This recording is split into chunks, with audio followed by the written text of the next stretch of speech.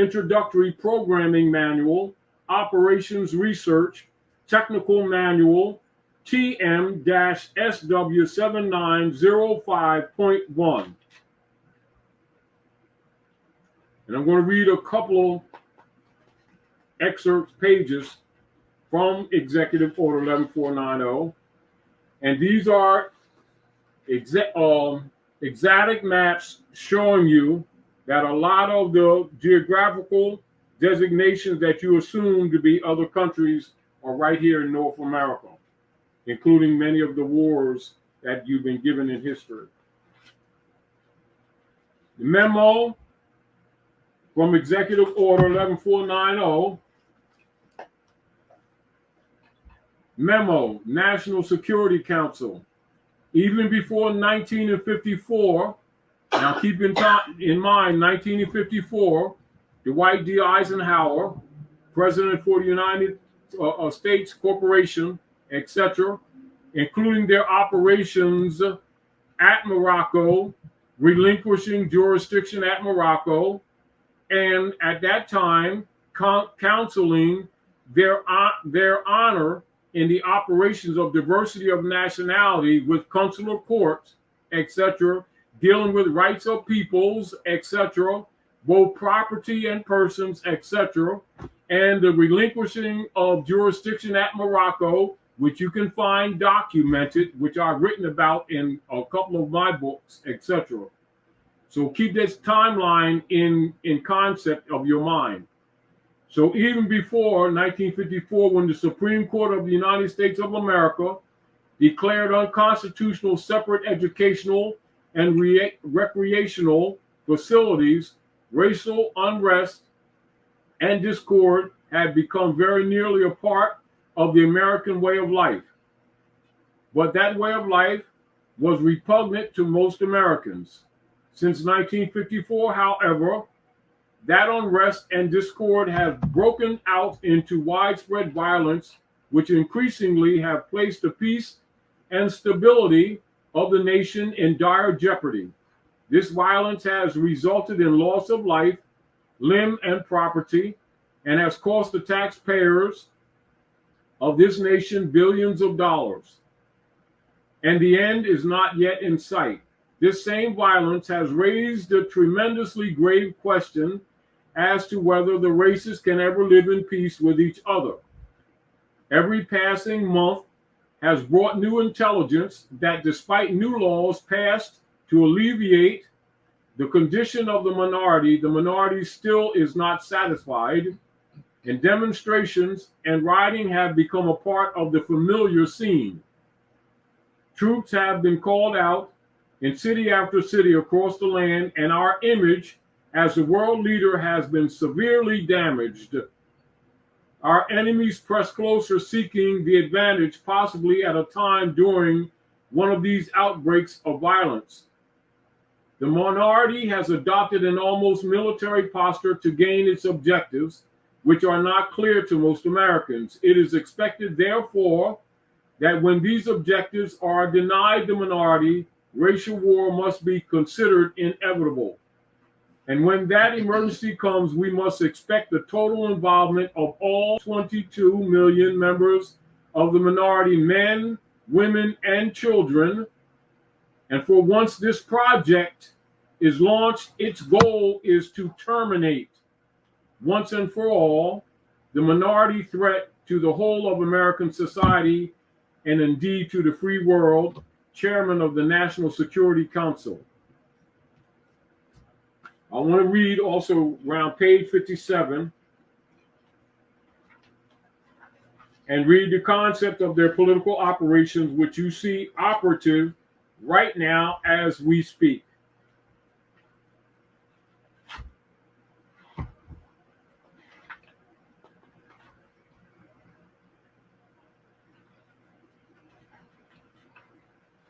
These are inputs and outputs and lists, and many of you who have been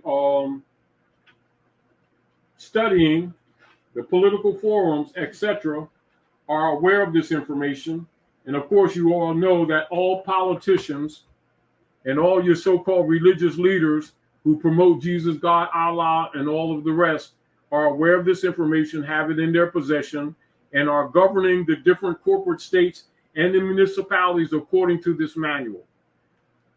Why is it that they do not share it with you? Is because they have been violating you knowingly, willingly, and consciously. This is why they have people like Tarik attacking people like me who are exposing them, because they're all partners. This is their own federal documents. And as I read this, you will know why people like him don't expose this information, because they are part of helping to keep you passive while you get screwed. Executive Order 11490, diversion, the primary strategy. Experience has proven that the simplest method of securing a silent weapon and gaining control of the public is to keep the public undisciplined and ignorant of basic systems principles on the one hand, while keeping them confused, disorganized, and distracted with matters of no real importance on the other hand. This is achieved by, 1, disengaging their minds, sabotaging their mental activities by providing a low-quality program of public education in mathematics, logic, systems design, and economics, and by discouraging technical creativity. 2, engaging their emotions, increasing their self-indulgence and their indulgence in emotional and physical activities by A, unrelenting emotional affrontations and attacks, mental and emotional rape, by way of a constant barrage of sex, violence, and wars in the media, especially the TV and the newspapers. B, giving them what they desire in excess, junk food for thought, and depriving them of what they really need. 3, rewriting history and law and subjecting the public to the deviant creation, thus being able to shift their thinking from personal needs to highly fabricated outside priorities. These prelude their interest in and discovery of the silent weapons of social automation technology. The general rule is that there is profit in confusion. The more confusion, the more profit. Therefore, the best approach is to create problems and then offer solutions.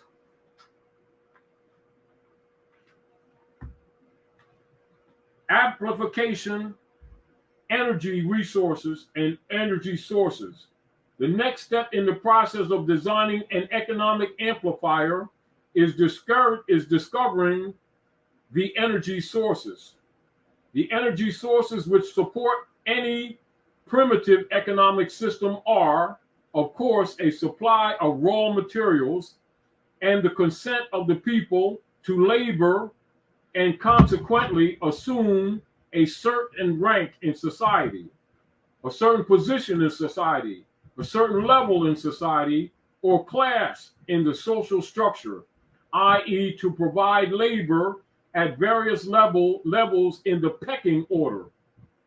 Each class, in guaranteeing its own level of income, controls the class immediately below it, hence preserves the class structure, and this provides stability and security, but also government from the top.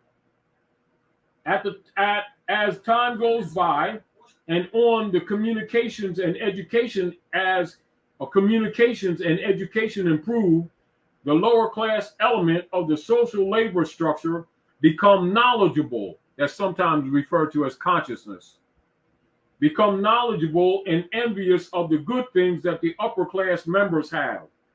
They also begin to attain a knowledge of energy systems and the ability to enforce their rise through the class structure.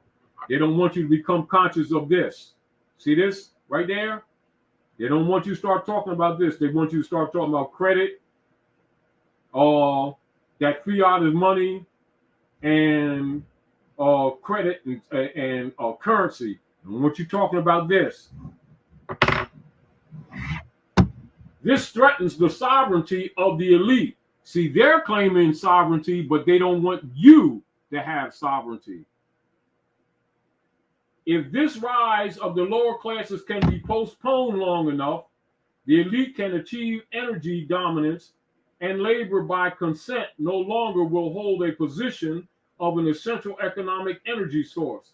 Until such energy dominance is absolutely established, the consent of the people to labor and let others handle their affairs must be taken into consideration, since failure to do so could cause the people to interfere in the final transfer of energy sources to the control of the elite. It is essential to recognize at this time public consent is still an essential key to the release of energy in the process of economic amplification, and therefore consent as an energy release mechanism will now be considered. Now, I'm going to jump and I'm going to deal with summary, then we'll get back into our conversation. Summary. The people hire politicians so that the people can do the following. 1, obtain security without managing it. 2, obtain action without thinking about it. 3, inflict injury and death upon others without having to contemplate either life or death. 4, avoid responsibility for their own intentions. 5, obtain the benefits of reality and the benefits of science without exerting themselves in the discipline of facing or learning either of these things. They give the politicians the power to create and to manage a war machine to effect the following. 1, to provide for the survival of the quote nation quote on womb. 2, to prevent encroachment of anything upon the nation / womb. 3, to destroy those citizens of their country who do not conform for the sake of stability of the quote unquote nation / womb. Politicians hold many quasi-military jobs, the lowest being the police, who are soldiers, the attorneys and the CPAs next, who are spies and saboteurs licensed, and the judges who shout the orders and run the closed union military shop for whatever the market will bear. The generals are industrialists. The presidential level of commander-in-chief is shared by the international bankers. The people know that they have created this farce and financed it with their own taxes, which comprises consent. But they would rather knuckle under than be the hypocrites. Thus, a nation becomes divided into two distinct parts, a docile sub-nation and a political sub-nation. The political sub-nation remains attached to the docile sub-nation, tolerates it, and leeches its substance until it grows strong enough to detach itself and devour its parent. Now you understand the politics. You also understand a lot of people that's been attached in the Moorish movement that's been claiming friendship or brotherhood when actually they were plants with the intention of denying or subverting your thoughts relative to enforcing Constitution and treaty. Now you know who the traitors are among you. They thought we didn't know. Anyway, thank you all for sharing this evening with us here at the House of Reawakening Minds. And keep in mind, gold and silver coin are the money, and everything else they've been told you that is money is a fraud. Read Article 1, Section 10. So many thanks to all you who have subscribed to Dr. G's new YouTube channel. Dr. G is official, and she has reached her goal of 1,000 plus subscribers needed in order to go live. So stay tuned, y'all. Stay tuned. Stay tuned. Dr. G is lining up great guests for you all for her exciting new metaphysical and healthy lifestyle channel. So stay tuned. Stay tuned. And your continued support of the House of Reawakening Minds is greatly appreciated. I want you all to know that. You know, we can't, so many of you who have in your little ways and some in bigger ways have done the best you can to keep this operation going, and know for surety you are really highly appreciated. And in the future, with your permission, we'll at least give some of your appellations relative to your donations, and we appreciate you. So it's greatly appreciated, and you can do more. So by via paypal.me. It's going across the screen. And it's going across the screen. So check that out.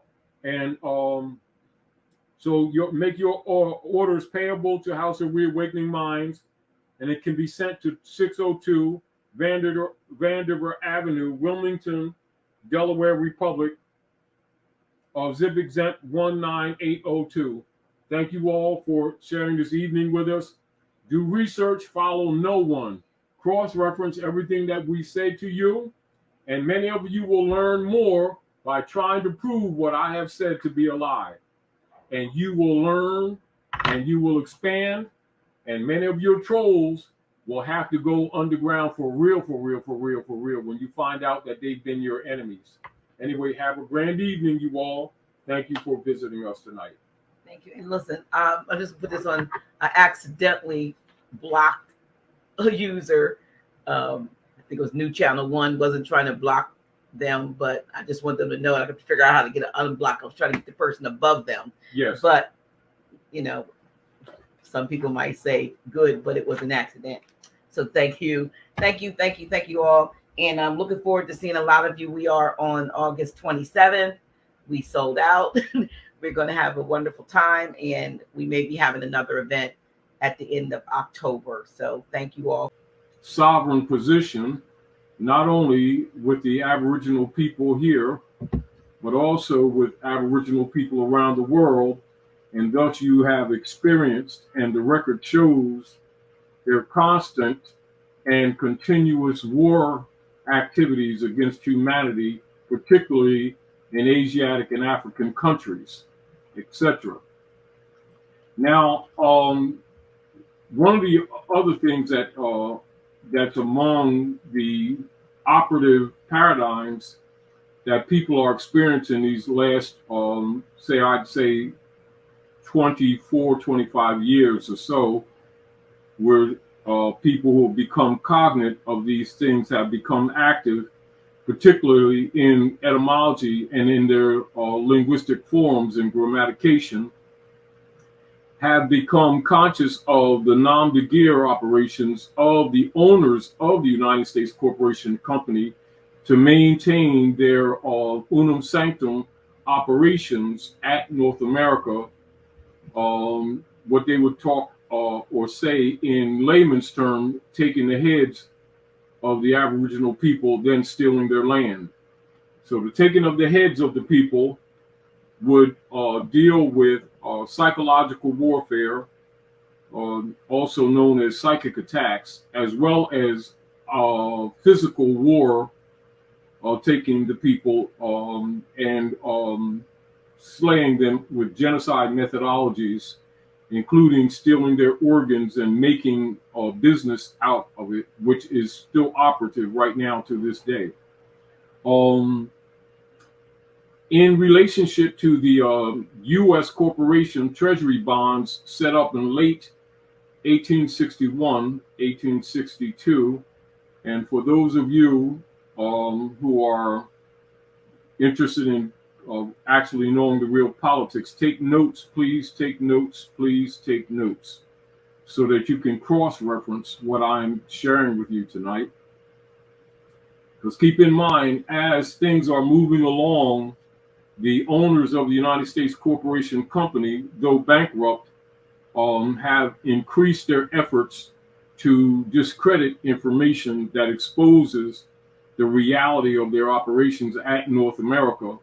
This includes them increasing funding of people among our own who you may call agents, you may not call agents, but are people who are put in place to minimize the effect of this information in relationship to the people of the land who are actually the true heirs of the land, who have been under occupation and given the false narrative that they were brought here by hybrid Europeans from Asia and Africa, etc., which is a false paradigm, a false story, a bogus construct of reconstructed human travel and human history and human trade. Now, the subject matter, capitis diminutio maxima, is controversial among the people, because as people become more conscious, and have been starting in these late couple of years to really accelerate in decapitalizing their communications, particularly in relationship to their autographs and signatures on instrumentalities, etc., has really gotten owners of the United States Corporation Company upset. And they have been contacting many of their placements, or what you might commonly refer to as overseers, but they don't use that word anymore. They'll usually use terms like Negro civil rights leaders, Negro religious preachers, things like that, that the people have become comfortable with, rather than saying the truth that they are actually agents for the Roman bulls of the Roman Catholic Church to enforce unum sanctum operations at North America under the military power